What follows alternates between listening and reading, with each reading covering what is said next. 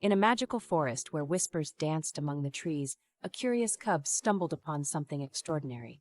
A glowing stone shimmered like the stars. Drawn closer, he hopped with excitement. What could it be? His heart raced as he reached out to touch it.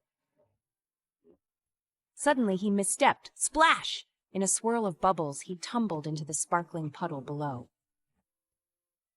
Above, a wise friend watched in disbelief. Nearby, a jovial companion hopped and laughed, splashing water everywhere.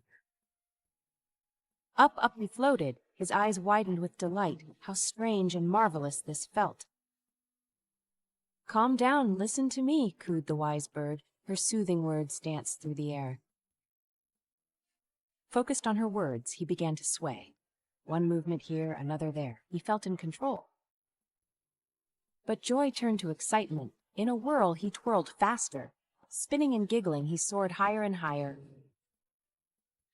Below, his friends gasped in awe. "Look at him go," they exclaimed, eyes wide as saucers. A deep breath filled him with courage. He twirled gracefully, ready to dive like a soft feather.